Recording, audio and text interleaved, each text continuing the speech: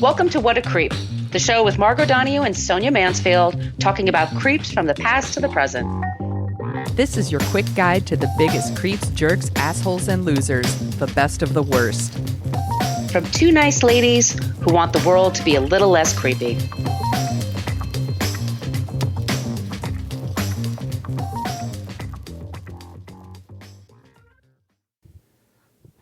Welcome back to What a Creep. This is Margot Donahue, and my cohort in creepitude, as always, is the amazing Sonia Mansfield. Hey, Sonia. Hello, my friend. Hello, my friend. We are the podcast that talks about creeps from the past to the present. Today, we are talking about fandom, and when fandom can get creepy. When fandom attacks. But before we get there... Yes. We have a few things to say. One, we'd like to thank the folks at Earworthy Independent Podcasts. We had won their independent award. Sorry, let me look it up.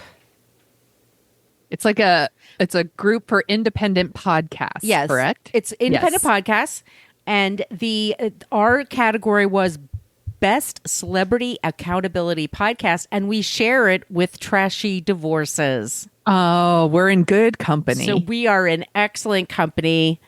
We really love them. I was supposed to see Alicia today. She's in New York City, but I had a last minute emergency, but she's the one who told me about all this. We want to thank Earworthy very much. Thank you for including us. That is really, really cool. And they've written some nice things about us in the past too. Oh, yes. That's awesome. We're winners, baby. We are winners.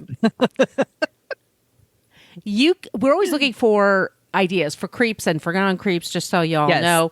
We have a basic Facebook page. That's just the place where people go to complain about our language. We use salty language in this program, and we're not apologizing for that. That's just how we communicate.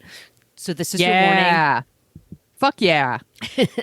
Excuse me. We're much more interactive in our Facebook group. So in our Facebook group, you type in What a Creep Podcast Group and ask to join. You have to answer a few questions and promise not to be an asshole, and then you can hang out there. And we just talk about creeps, we talk about non-creeps, we talk about just things happening in the news, that kind of stuff. Yeah. It's really great. It's fun. We're on Twitter, Instagram, and Threads at What a Creep Podcast, also at Blue Sky. And we have an old-timey email, whatacreeppodcast@gmail.com. And if you would like some stickers are in the news today, and we will be talking about stickers at the end of the show today in the Not a Creep section. Okay. Those of you looking for sticker alternatives will explain what happened in the sticker verse this week. Sticker verse. But if you'd like some stickers, send us your address. We will drop them in the mail for you, wherever you are. Sonia, do you want to tell them about the website? Yeah, go to whatacreeppodcast.com, and it's everything you want to know about our show, but we're afraid to ask. We have links to all of our past episodes, and you can click on each of those, and it'll open up, and it'll show you our show notes, because we source everything we do. We want to give people credit for their work, for their writing, for their videos, whatever we're linking to in there. So do that if you're looking for a deeper dive on any of our creeps. Fabulous place to start. We also have a link to our merch shop where you can get t-shirts and tote bags and face masks, because COVID is on the rise, y'all. So maybe you shows need on new Broadway face masks. are getting canceled because of half the cast being out with COVID. So Joe, I know it's high season for tourism here in New York, and the theaters are crowded. So just be careful, y'all. Yeah, be careful out there.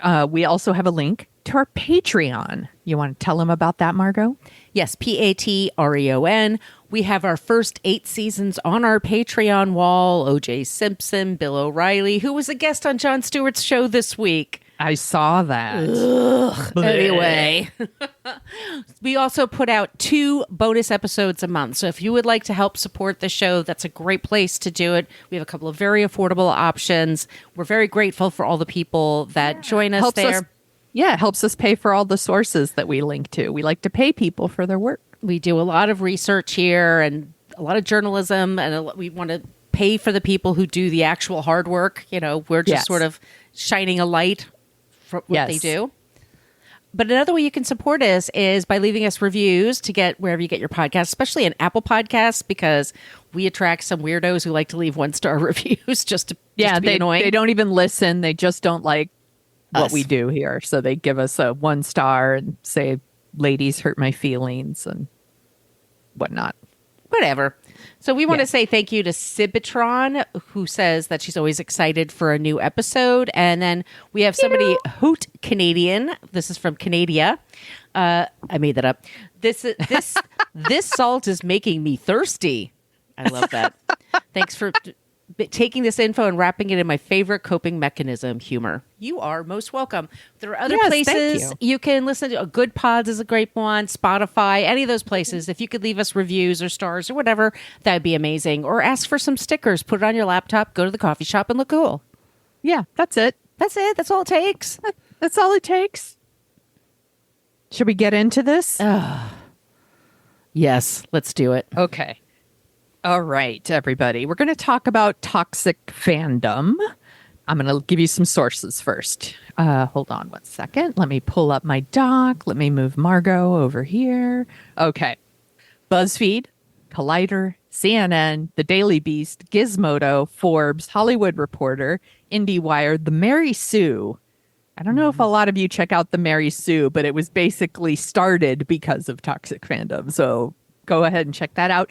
New York Times, The New Yorker. I actually went to Psychology Today. Ooh. There's a clip from The View, and I also went to Vox.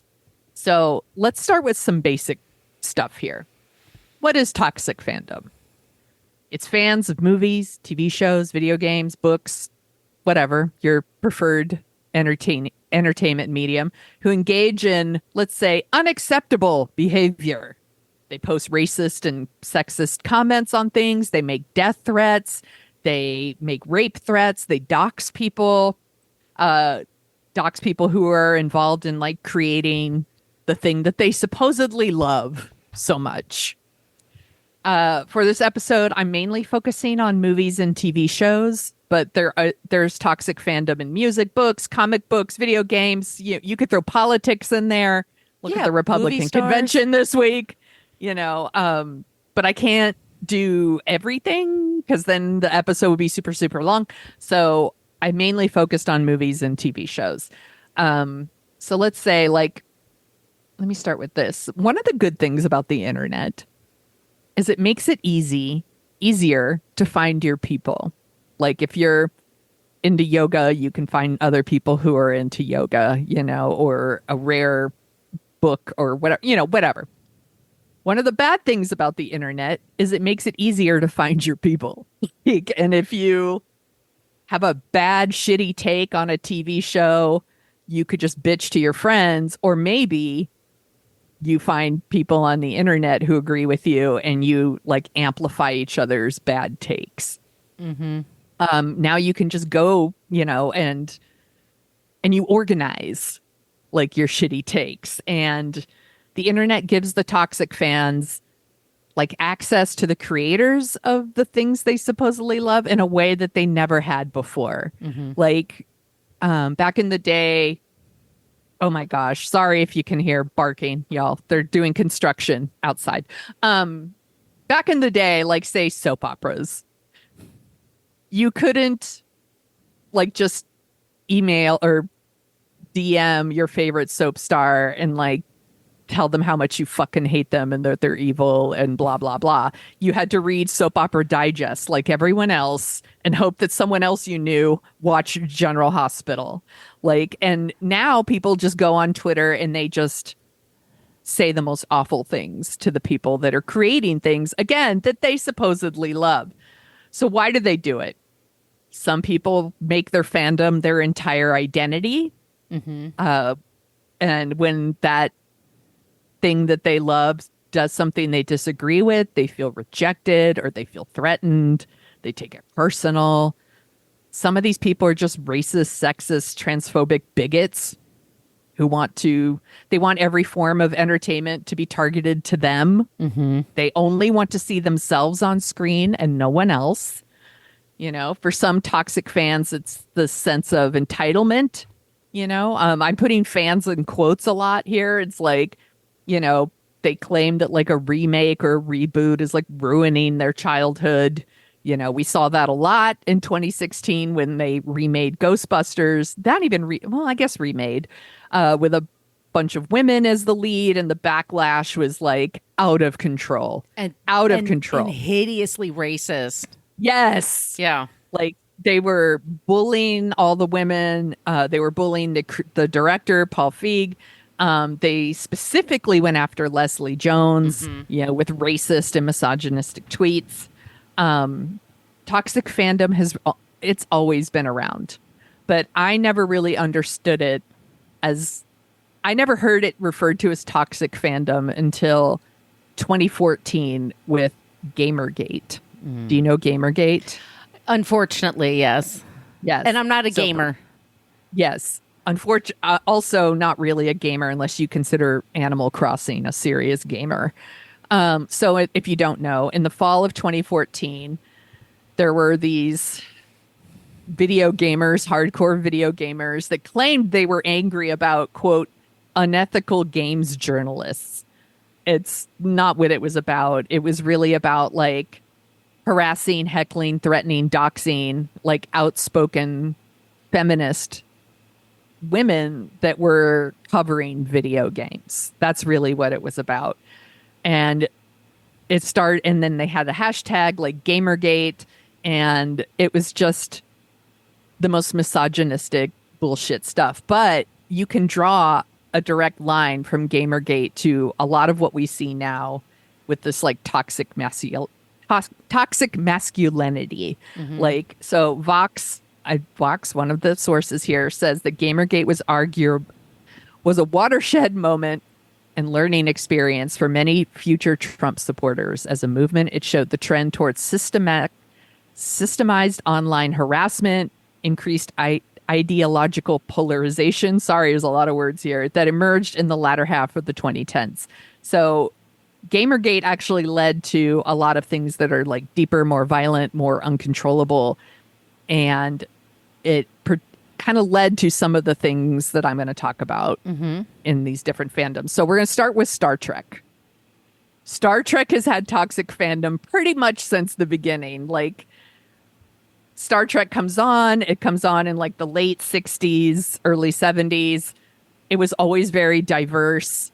It had, I think it's the instance of the first interracial kiss on network television. It had a black woman on the show. It had a Japanese man, turned out to be a gay man, but that wasn't in the show at the time. And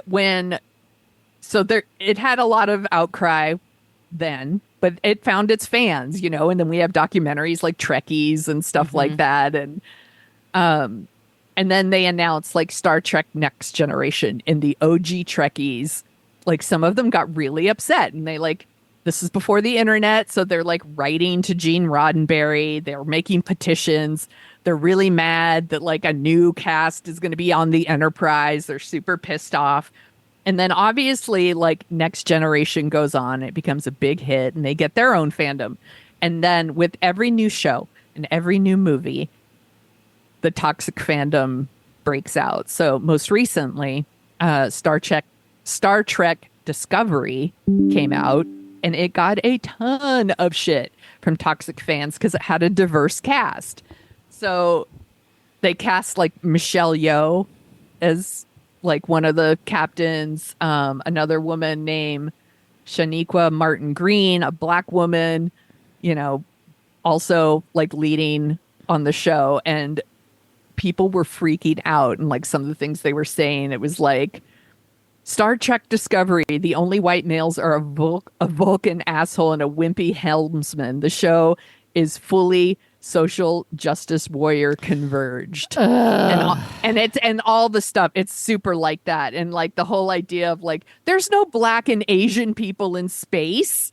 They literally say that. Like, there's no black, but there's aliens, but there's no black or Asian people. Like, this is so stupid for a number of reasons, because from, again, the very beginning, Star Trek has always been diverse, always. And the whole motto of the show is like, if these alien races could see past their differences, you can create a super cool, super intelligent society. Yes. But these Trekkies are like losing their shit every, like, you know, there's Next Generation, then there's Deep Space Nine, which had a black captain, then there's Voyager, which had a female captain. And like every time they lose their shit. And I'm like, you're not even real fans if you think that. And like, why would you get angry over something like that? It's just an extension of that universe. Like, why do you even just care? Don't fucking watch it. Yeah, you like, don't have to. Yeah, if you want to be super fucking racist about, just don't watch it then. It's not for you. But there is a love. These fans feel like they're owed it. Like they owe me because I have loved Star Trek since the beginning or something, and you owe me to only feature people who look like me and tell stories that impact me. And this became very clear in Star Wars. So in 2018, the actress Kelly Marie Tran, she played Rose in Last Jedi. She's adorable, by the way. She actually had to delete her Instagram because the fans were so toxic. She had all of her posts on Instagram, by the way, where she's just being super cute. Like she's adorable. She's doing the press tour. She's so happy to be a part of the Star Wars universe. Yeah. And they harassed her so much that she had to delete her account. Like even when Star Wars, like the Star Wars account wished her happy birthday, it was overrun by trolls. They're talking about the social justice warrior characters because, again, they're not all white men. So they just can't fucking stand it. They made racist edits of the movie. They edited her, like, Star Wars has its own Wikipedia, and they call it the Wikipedia. Okay. And people were, like, editing her page, making it super racist. Full websites dedicated to like being shitty to Kelly Marie Tran. Like, and it wasn't even the first time that this happened. Daisy Ridley, who plays Rey in in all the new Star Wars, so Force Awakens, Last Jedi, and Rise of Skywalker, she had to delete all of her accounts because people were harassing her. They were saying that her character was, again, they love this social justice warrior. Whenever you're someone who's not a white man, you're a social justice warrior. And they also claimed that her character was a Mary Sue. And if you don't know what a Mary Sue is, it's like an overly perfect, I'm going to put that in quotes. They claim this character is like overly perfect character who they insert into a story and like make them like instantly good at everything. And that, so we're talking specifically about female characters. But if this is true, isn't Luke Skywalker a Mary Sue? I was just going to say, of course he is. Of course Luke Skywalker is. Her story is identical. Yes. To Luke Skywalker's. But he's not a Mary Sue, but she is a Mary Sue, according to them. She's also an actor doing a gig. Yes. She didn't write that shit. They don't separate it. She didn't write it. She's just doing her gig. And millions of people love it. And millions of girls around the world are excited because they have their own hero. Yeah. So let them have their thing. But there is a very vocal, by the way, it's a very vocal minority of people. Right. Like, but they are very loud on social. You go on Twitter and say you like The Last Jedi. You'll see what happens. Like people lose their shit over that movie, which by the way, I really liked The Last Jedi and it was my favorite.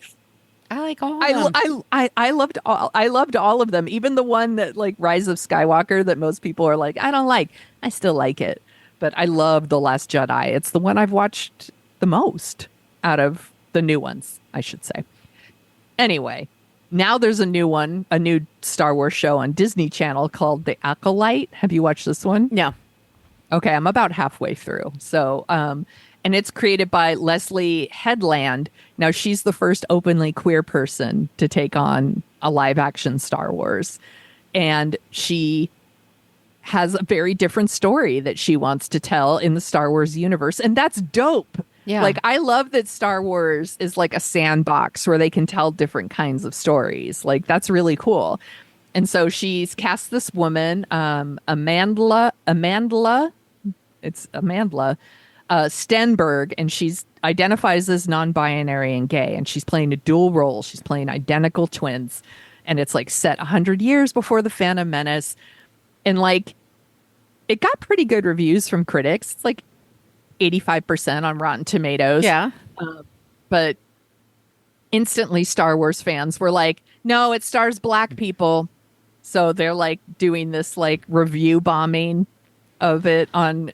So like before the show even premiered, like they were review bombing it on Rotten Tomatoes. This is something where they go on Rotten Tomatoes and they tank the like, not the critic score, but like the audience score on Rotten Tomatoes to like make something look bad. And it's really, really stupid. It's a really stupid use of your anger and your energy. Like there's so many things in the world you could be angry about and do something about that makes things better. This is a TV show. Right. Why don't you create something? You create something then. It's right. Or there's just so much content nowadays. Like what are you even bitching about? Yes. There's a million things you could be watching. When I was a kid, all I wanted was Star Wars. The thought of living in a world where I could have so much Star Wars content available to me is amazing. It's a thing to celebrate and be psyched about. It boggles my fucking mind. And the star, Stenberg, she went on The View. I have a link to it in the show notes. And she's been receiving death threats. Death threats, y'all. People are threatening to kill her because she's in a Star Wars show and not white. It's ridiculous. And she, says she's like, it's been very painful. I wasn't emotionally prepared for that. She gets death threats, all kinds of racist things thrown at her. It's just like, it's super unacceptable. And even on the View clip that I share in the show notes, there's shitty takes on, like, the comments in there are shitty. It's just super racist and awful. And like, it's not even her first time dealing with this because she was in the first Hunger Games movie and she played Rue. And I actually have never seen the Hunger Games movie, but I read the first Hunger Games book. I actually really liked the book. Thought it was very entertaining. And she played Rue, and people lost their fucking minds when she was cast as Rue because they believed this fictional character had to be white. She's not written as white in the book, by the way. Right. I don't know if they ever said either way what color she is because it doesn't matter. And some of the tweets were like, I was so pumped about the Hunger Games until I learned that a little black girl was playing Rue. And then somebody else wrote, why is Rue a black girl? And then another person went, call me racist, but when I found out Rue was black, her death wasn't as sad. Oh my God. Yeah, you're racist. Yeah, I'll call you racist to your fucking face. What the... And some of these have the hashtag too of like, stick to the book. Her being white isn't in the book, you weirdos. And it's fiction. And it's fiction, and it's an adaptation. You're allowed to change things to tell the story. You're allowed to do that. Here comes my Jerry Seinfeld. Who are these people? Like, oh my God. Who are these people? Imagine having that kind of energy. Or just being that entitled to just like how you think the world should be. And it's such an insult to you if it's not exactly as you expect it to be. Losers. Such losers. All right, let's talk about the MCU. So, Brie Larson, whom I love. We love. She's playing Captain Marvel. 2019, Captain Marvel comes out. And like, whole bunch of the fandom of MCU could not even deal with a female superhero. Which, by the way, this is a comic that exists. It's been around forever. Captain Marvel has been around forever. Yes. So they couldn't fucking deal. Samuel L. Jackson had to come out and defend her, and he was like, these incel dudes, they hate strong women. Yeah. He's like, or the fact that she's a feminist who has an opinion and expressed it. Like, he has to like come out and defend her. But what really set them off wasn't just that the movie existed, although that's part of it. It's that there was a press tour for Captain Marvel, and she wanted the press tour to be inclusive of entertainment writers who aren't just white and male. Like, she noticed that most of the entertainment reporters that she was speaking with were white men. And she's like, I'm making this movie with a female superhero. I would like to talk to women and people of color. And she said, like, I started paying attention to what my press day looked like and the critics reviewing movies, and I noticed it appeared to be overwhelmingly white male. She actually talked to a doctor, Dr. Stacy Smith from the UC Inclusive Initiative, and realized that she could use her platform to like bring in like more inclusive, like a more diverse group of like film writers. Yes. And this is how you change the like the this is how people get opportunities. This is how we do diversity. It wasn't that any other male critics were excluded, by the way. It's that she was bringing more people to the table. They weren't taking anyone's seats, quote unquote. Like, she was just bringing more. And immediately, like, all these fans freaked out and they said that she was racist and sexist against white men. Oh, for God's sakes. They're so persecuted. White Won't men someone are fine, think of the y'all. white men? You're all fine. You're fine.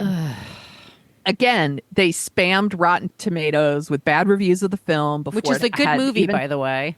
Yeah, the first I actually haven't seen the second one, but I saw the first one and I really liked it and thought it was really good. I had the same feeling like when I saw Wonder Woman. Like, it was so cool to see like a powerful, smart woman in a role like that, which we never get to see. And we're human beings that are allowed to want to see ourselves or see something that excites us on screen. It's just not all about you and what you want to see. No, they only want to see themselves. And we talked about this before when we were talking about Wonder Woman on Dorking Out, our other podcast about movies. And I said, like, when I left Wonder Woman, I felt like I could do anything. And I was just like walking on air. And I was like, this is how men feel all the time with movies. Like, they get to see this all the time in movies and we rarely see it. And I was like, no wonder they act the way they do. Yeah. But anyway, it's really, really shitty. So they review bombed her movie.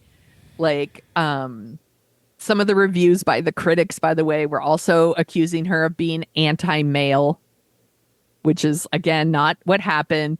Rotten Tomatoes had to like put in a policy where they couldn't let people review movies before they were like premiered because the fans were being so aggressive They were trying and shitty. Yeah.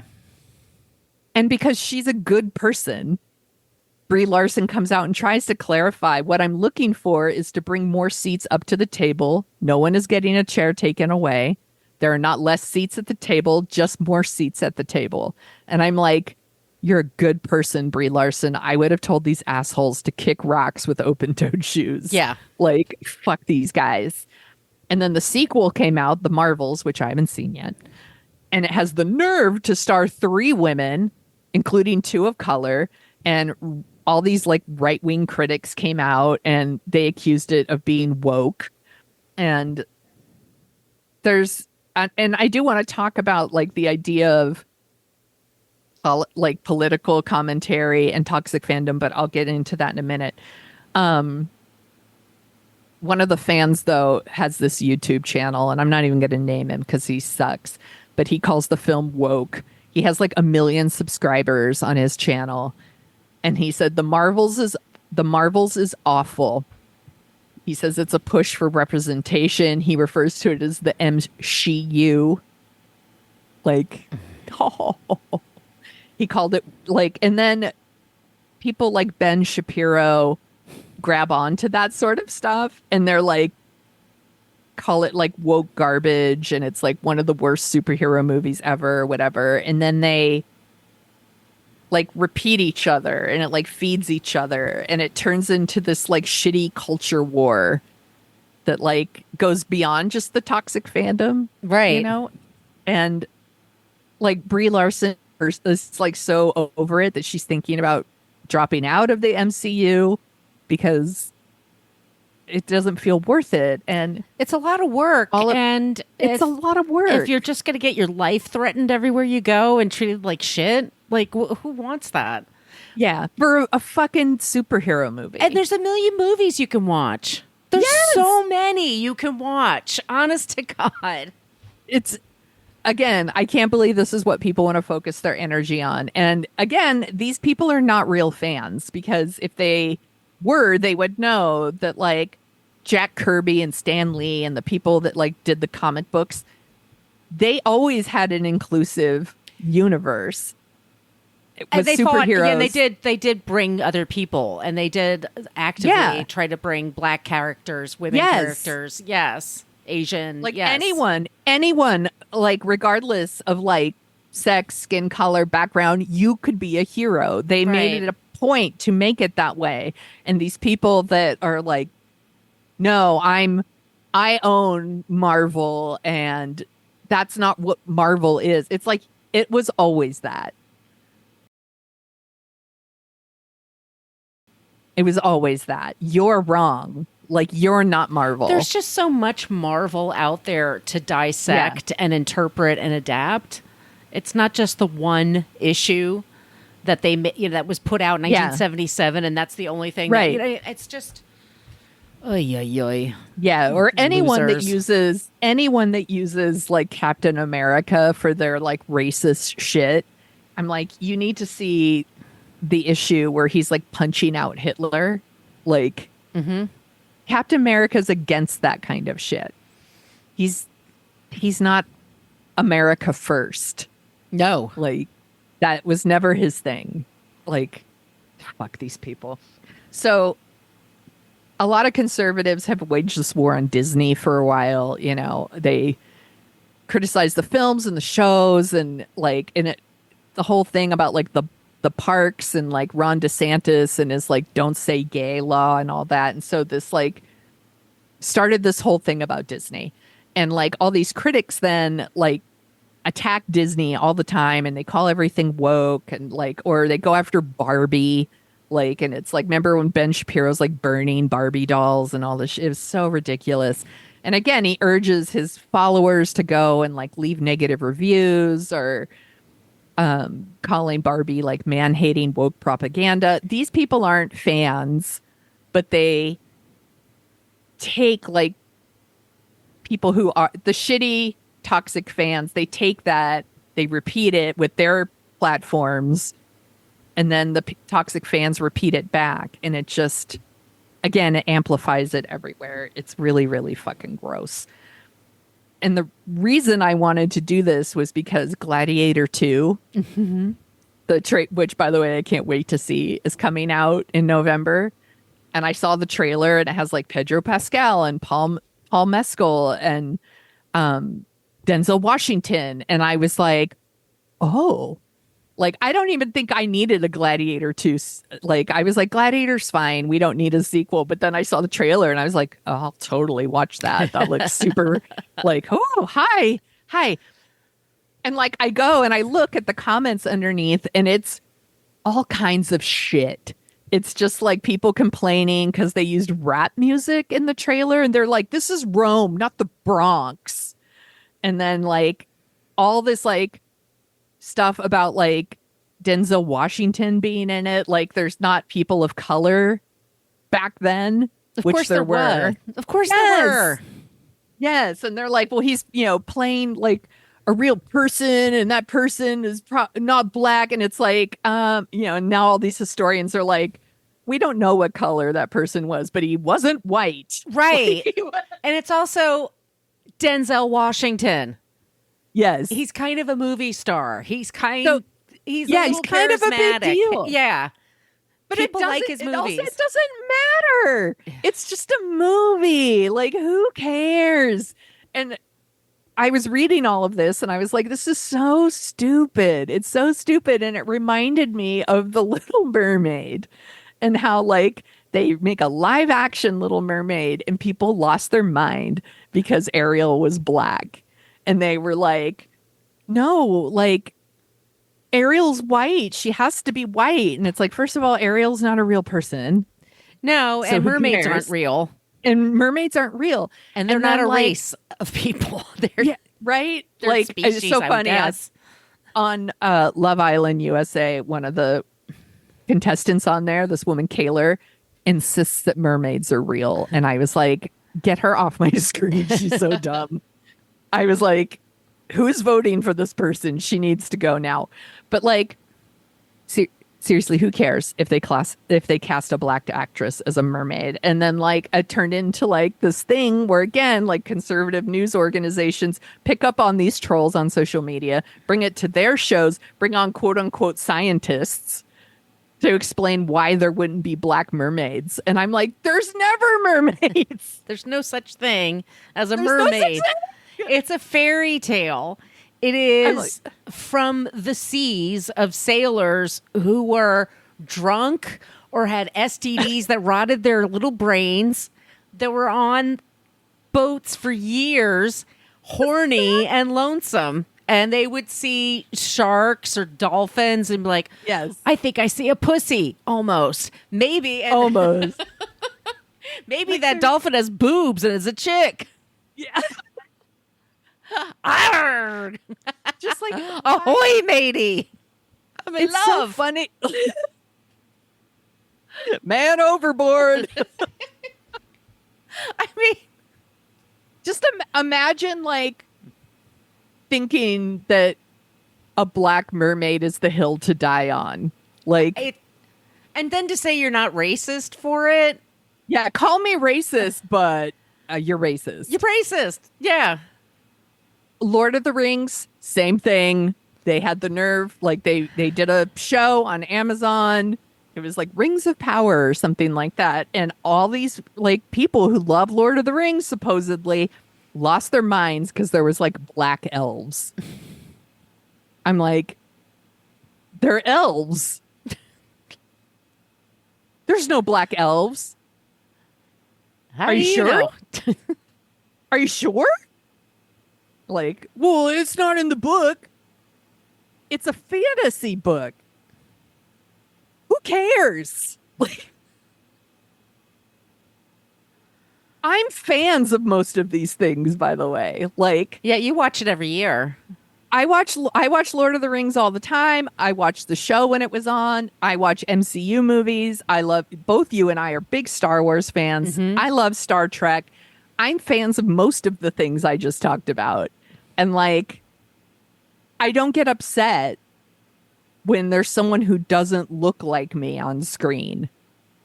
And their arguments are racist and homophobic and Misogynistic. yes, exactly. And I want to say there's this fantasy author named Sam Sykes, and there's a tweet that he did back in 2017 that it always makes the rounds, like pretty much every time toxic fandom rears its ugly heads. And he said there's 6 stages of toxic fandom. It's number 1, I love this. Number 2, I own this. Number 3, I control this. Number 4, I can't control this. Number 5, I hate this. Number 6, I must destroy this. He is correct. Like, the truth is these people they're not fans. And when you see the shit going on social media, your best bet is you can make fun of them, which is what I like to do. Right. Or you just ignore it because you don't want to give them any of your energy. Like entertainment, like Star Wars, Star Wars, Star Trek, Lord of the Rings, MCU. They've always had messages about fighting evil and being inclusive. And That's all Star Trek is about, by the way. Yes. Roddenberry was an asshole, apparently. Like, Yes. he'll probably be on the show one day. But his Yes. principles for the show was all Right. about equality. Yes. These are people that feel like if it's not tailored just for them, it's less than. Right. And they only want to see themselves on screen, and they hate when something they love isn't just for them. And that's why they're so fucking toxic. And really, I could do an episode on this that's like 6 hours long. Right. But I'm going to end it right here. So that is toxic fandom. I would love for y'all to go to our like What a Creep group and like share like any experiences you've had with toxic fandom, or share like other, like you could, I know Rick and Morty has a really toxic fandom. Football Has a toxic fandom for sure. Like there's all kinds of them. I would love to hear your thoughts. So please share them, or tweet it to us, or email it to us. Like we could talk about more in some of the bonus episodes. All right. Good job, Sonia. Thanks, friend. Well, I wanted to talk to you. Normally we end the show with someone who's not a creep or organizations that aren't creepy. And I wanted to do this. Sorry, I was looking at my emails really quick. That's okay. Sticker company. So Sticker Mule, there was a controversy this week. And in case you're wondering what Sticker Mule is all about, it was a sticker company. It is a sticker company. Yeah. A lot of people use. They're very cheap. They're very quick. Yes. A lot of podcasters use Sticker Mule. A lot of businesses use Sticker Mule. They don't just have stickers. They also have other merch that you can get, but they're basically stickers is their bread and butter. Yes. And they have these deals that are like 50 stickers for $19, which is a really good deal. And they have them like every week. So I have 3 shows now. Sometimes I have more, but I always like to have the stickers to give away to people. So I've been ordering from them for years.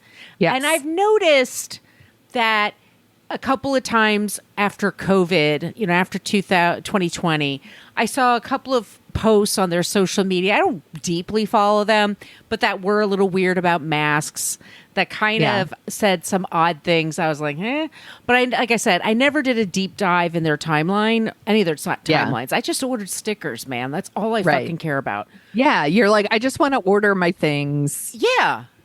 It's just one less thing I have to worry about, and it's really convenient the way they do it. It's just, everyone knows you get them within a week. They're very reliable. Okay. So you just use what's reliable. You don't look at the other options. And the guy that runs the company, let me look him up. So he sends this email, and he is like, it's dry as the Sahara when I look at this person. Like, he's not. Yeah, no. He's a real doofus. But he sends this email last week or a week before, and it was, his name is Anthony Constantino. And he sends out an email, and it's like, we're giving away a Cybertruck. So let us know what you think. And I immediately wrote back and just said, why are you giving this away? Aren't they being, repealed everywhere? Yeah, they're being recalled because there's their gas pedal keeps sticking and people can't stop their cars. They can't stop their cars. And then I am on Reddit a lot, and there's a Reddit subreddit that's called Cybersuck. And it's just people talking about Cybertrucks. And honestly, several posts a day from Cybertruck owners who do things like, look at my Cybertruck. You could put a baby carriage in there. You could put your groceries in the back. Look at this button. Boom. You could put stuff there. And then there's people who do their own videos goes, you mean a glove box? I got one too. You mean a trunk? I got one too. Yeah. I also put stuff in my car and drive it. I mean, it's just like one thing she was like, you could put your groceries, and the thing, it comes down, the roof kind of slides down and it keeps the water out and it keeps it safe. I'm like, that's what all doors to trunks do. Unless you have a convertible, you're fine. You're fine. You're not, the glove compartment is like, these are not things that are special anymore to My include. Cybertruck has 4 wheels.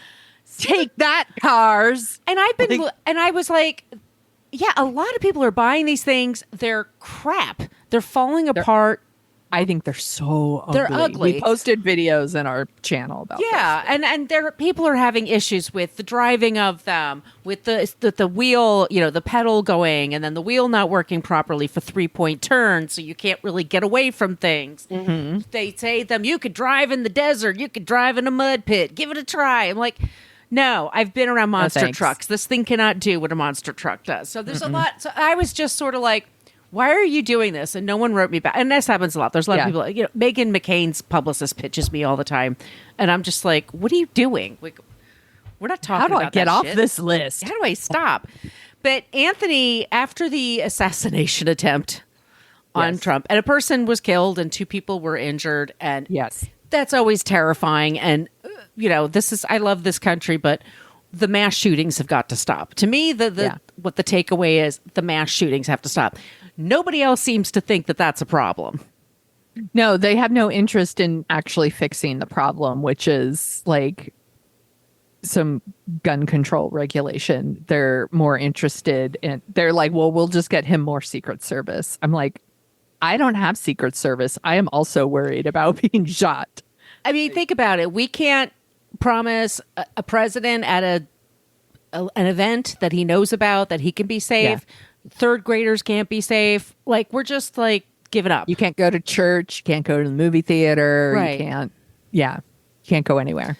So it's just a huge fucking bummer. But he's alive. The president number 45. The former president and convicted felon is alive. And rapist. Yes. All of those things. So they have the Republican convention this week. On Monday, I get an email, and it's Sticker Mule, and they send one out every week because, like I said, they have really good deals. Right. And I'm reading it, and he's immediately like, I don't care how you vote, but we should all be upset about this assassination attempt. I'm like, okay. And then he says, I love Trump. And this whole thing made me realize that there are millions of people realize that the more people realize that millions of kind-hearted, compassionate people support Trump, the sooner the hate will end. So it's the fact that, not the fact that a Republican shot a Republican, by the way. Yeah. Nope. He's talking about, he writes it this way because he's like a 5-year-old. Awesome people all over the world love Trump. Don't limit your friendships and diminish your happiness by indulging in hate. And somebody wrote, I think that call is coming from inside the house. Yeah, no shit. That is not the issue. And it's this past week, Ashley Judd was one of the people to ask Biden to step aside. And it's because she has family that won't vote for him, and she can't reason with them. And it's like, yeah, you're in Kentucky and you have, it's right. I mean, just people are just up their own asses, being my point. He also encouraged people, Anthony, he encouraged people to spend $4. He had a special $4 for one shirt. He goes, buy a Trump shirt and show everybody how you feel, so that it'll show that you're at this.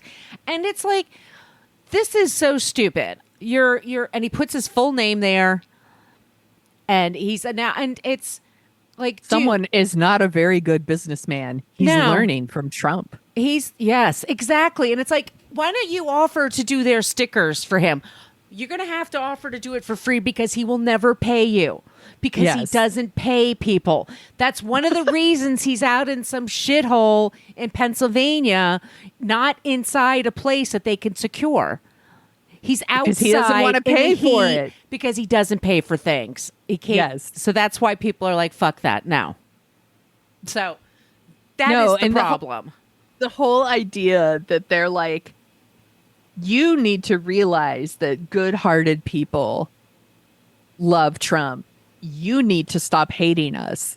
It's like, Trump literally he's calling for mass deportations of people that are not, anyone who's basically not white. He is transphobic. He's homophobic. He's racist as fuck. He's misogynistic. And you want to tell me with your whole chest that you're a kind-hearted person? You don't give a fuck about anyone but yourself. Sorry. No. Not sorry. No, well, also, it's last week was also the Epstein. There's all these Epstein papers that are coming out, and there's a woman who's named when she was 13 that she was raped by Trump, and the media's not asking about that. No, because he got shot now, so we have to treat him with kid gloves. This is like every year it's an election year. I tell people, don't ask me about the debates, don't ask me about the conventions. I avoid them because it is all propaganda, and that's just and that's fine. But I don't have the stomach for it. It just annoys me. So everyone needs to remember that at this point, shit isn't change. Nothing that happened last week is going to change people's minds. Like the people who are going to vote for him are going to vote for him, and the people who aren't going to vote for him aren't going to vote for him. You know, it's like it is what it is, and it's really. And I feel terrible upsetting. for the person that was killed. He was in front of his family. He was he took shelter. He shielded them from bullets. Yes. I mean, it's awful. It's terrible. And there were people that were frightened and anyway, we have all these. But that wasn't the only one they had that day in America. No. And a mass shooting now, it's 4 people being shot at. And we had one. We've had like a bunch of them since July 1st. It's like 30 of them since July 1st. So it's just, there was one in Alabama that day. Yeah. I mean, anyway. So there's just stuff going on. So attach your business that's there to sell stickers to him, and then fucking like whoever you like, but don't tell me you're not you don't understand why people don't like him. Like at this point, you should have a semi idea of why some people don't. I feel bad. You're being very disingenuous when you say, yeah, why do people? He is. I feel bad for his employees because this is probably, they might agree with him, but they may not. And they probably got a deluge of hate mail. Well, he said, or unsubscribe, right? Well, I unsubscribed right away. Yeah. And I did it all over the place because I get the ads popping up and stuff like that. Which is what you do. I didn't throw a shit fit. I didn't, I just, in our Facebook group, we made fun of it, but I didn't, Yeah. He then people started arguing with him. And then he's posting the arguments, the email, arguing that people have, because they're trying not even just to unsubscribe, they want to cancel their accounts. Like, I want you to have none of my information exactly in your company. Yes. And they were but they were like fighting back with people.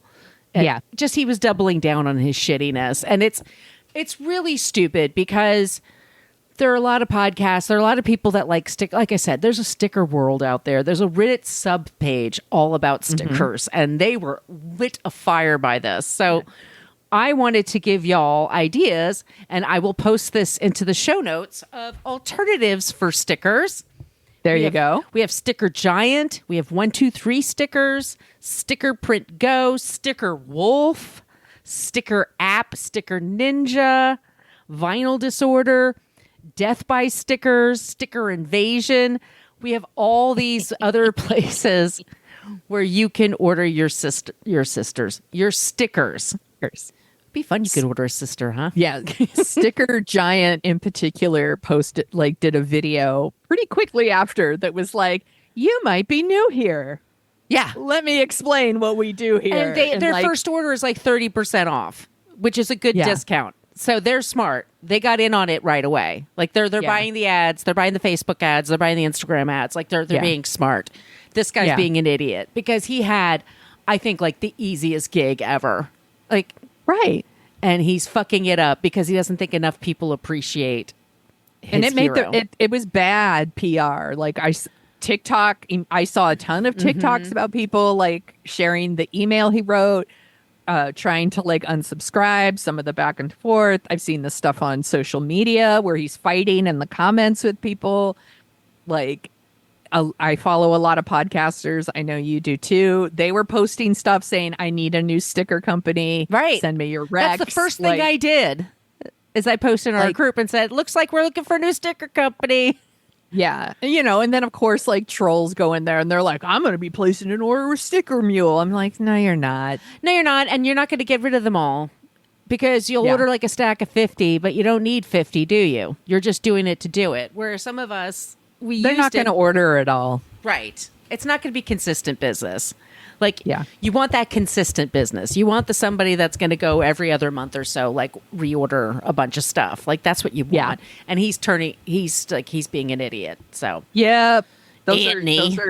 Those are good sticker recommendations. So if you go to the artwork for this episode, or go to our website and look for this episode, but we have all those, or go to Reddit, look up stickers. There's a whole group there. There are people that are posting them. But yeah, fuck this guy. I mean, I'm so tired. I couldn't even get it. I mean, if this had happened like a year ago, I'd be frothing. But I'm just like, ugh. It was more of just this exhausted, like, this asshole, like. And this is what we talk about when we talk about both sides. Like, there is no, like, both sides here.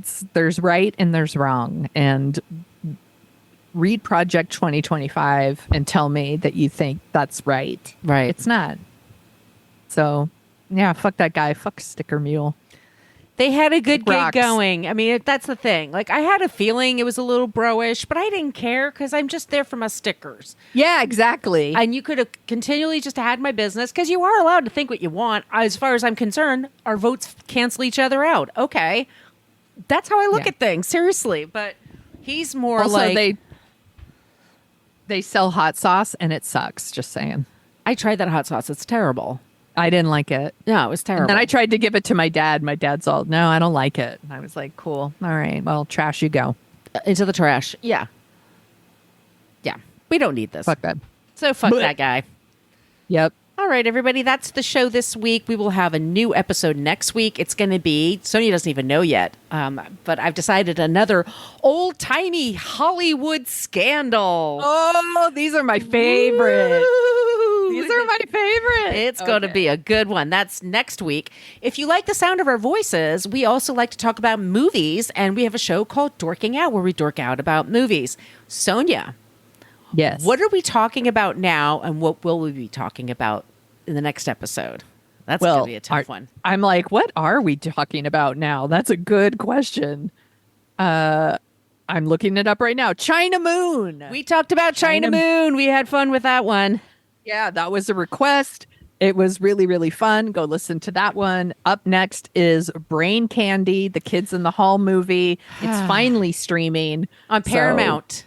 On Paramount. So I'm looking forward to something very funny. We need something silly and Yes. mindless. So Brain Candy is like the perfect antidote. We all need all some this. brain candy. Exact. We're all tired. Can we agree on that, if nothing else? Let's all bring this nation together. We are tired. We're fucking exhausted, man. This is just exhausting. Yes. Okay, so all those places I mentioned at the top of the show, that's where you can go to send us your suggestions for creeps and for non-creeps. If you would like some stickers, once again, we're going to use up our batch and then get some new stuff. So it's whatacreeppodcast@gmail.com. Send that as an email. Sonia, where can they find you? You can go to thesoniashow.com and The Sonia Show on Twitter, Instagram. You could go to Facebook if you want, but I really only interact in our group. TikTok, Blue Sky, Mastodon, MySpace, wherever you want to go. Friendster, you'll find me there. How about you, my friend? You can find me at Brooklyn Margot for TikTok. I do have some clips there and also on Twitter. And then I'm at Brooklyn Fit Chick for Threads and Instagram. And that's also my site, Brooklyn Fit Chick. And my other shows are Dorking Out and Book versus Movie. Mm-hmm. It's a good one. It's a good one. It's all good. Okay, y'all.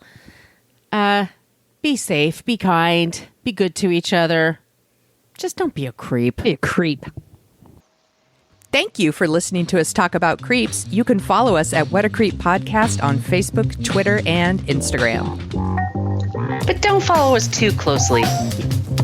You can email us your creepy stories at whatacreeppodcast@gmail.com. But please keep your dick pics to yourself.